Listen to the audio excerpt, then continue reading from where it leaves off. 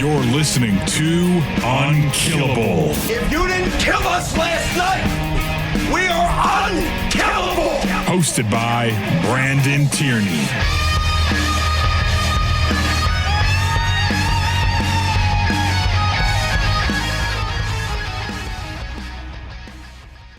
When Rodgers says that he probably wants to play in 2025, I respect it.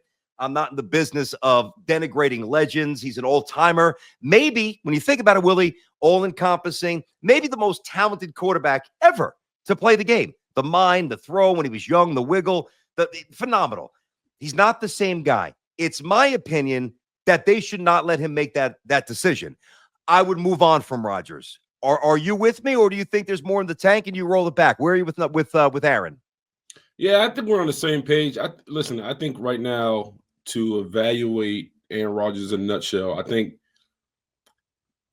in reference to greatness from the neck up, he's still there. From the neck down, it's gone. Yeah. And I think, unfortunately, you have this young nucleus with Breece Hall, Garrett Wilson. You talk about Jeremy Ruckert. You talk about Olu. You know, there's still a young core that you can still build on with this team. Mm-hmm. Right now, the Jets and me and Bart and Connor Rogers have said this week after week, they just don't have an identity on offense.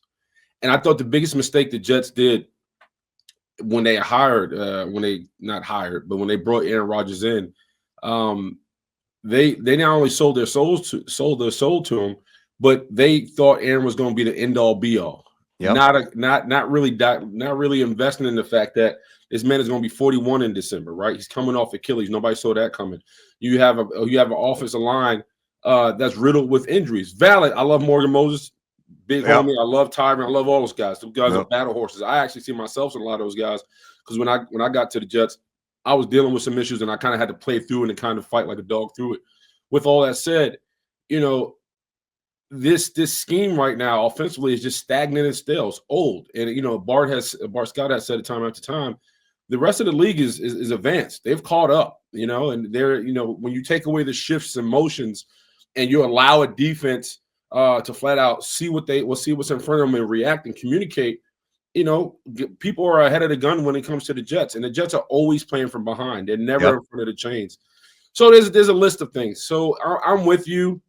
This cannot be an Aaron Rodgers decision. I think if and when Woody makes the decision, this has to be an all-in big house conversation about what the Jets look like in the next 5 years, who's going to be the quarterback, are they going to go into the draft, yada, yada, yada. But right now, the system has failed. And I think the biggest thing for Jets fans is no matter what era they've been in, meaning the Sam Darnold era, the Zach Wilson era, there was an out. Right? They felt like, there wasn't enough talent. They still had to build pieces on da-da-da. There's no out.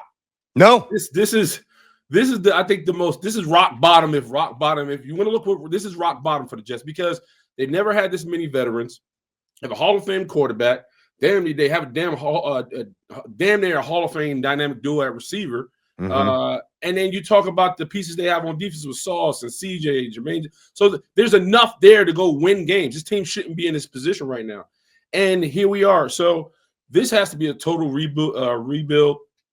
And it's unfortunate, man, because one of the people I have a lot of empathy for is Quentin Williams because he came from Alabama. He came from a winning program. This man's been in the league six seasons and hasn't seen one winning season since he's been in the NFL. And Valley, he's been heavily compensated. I give all that. Yeah. But to time after time, put the best face on, realize that like whatever you do, whatever you say, no matter how hard you train, some things are just bigger than you. Man, there's nothing worse, BT. I tell you, man, there's nothing worse than one of the hardest things we deal with, me and Bart, because we obviously play for the Jets. You know, we both work in the city, and obviously I'm a New Yorker. There's nothing worse than seeing that young, pure talent lose the fire in their eyes Sunday after Sunday. Where those guys look at the pressers. When those guys are talking, it's just the light's gone because they don't have they ran out of answers. They don't know why no more, right? Nothing makes sense to them. And this is where if you're Woody and company, you're like, man, like if guys want to get the hell out of New York, you can't fault them. Right? Because you want like I'm fortunate to be called a Super Bowl champ. I was fortunate to play in a lot of big games been to 2 Super Bowls, won one, lost one.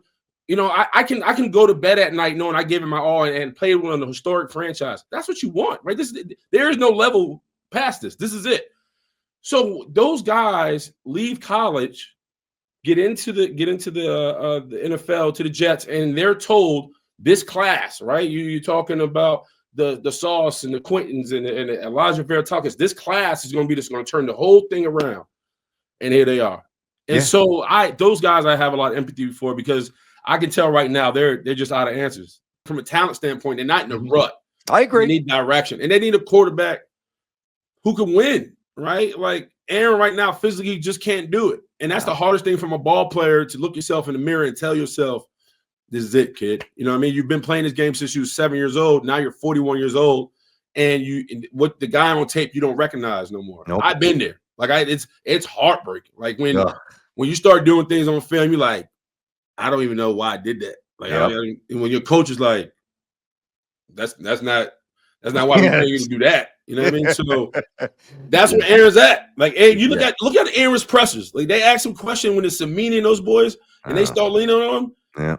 The wide eyes aren't because he doesn't want to answer, because he doesn't recognize himself. And he can't turn on the light no more, right? As you play sports, you know when you're having a bad game, there's usually like a switch, like whether you get more aggressive, you get more feisty. There's something that you could turn on to kind of get you back. Nothing's getting Aaron back. He can't escape the pocket. The game is maybe extremely slow down from here, but down low, his body just ain't moving like it should be moving. And a lot of his explosion plays we've seen was his ability to buy time with his feet. Yep. Not happening. So it's over, man.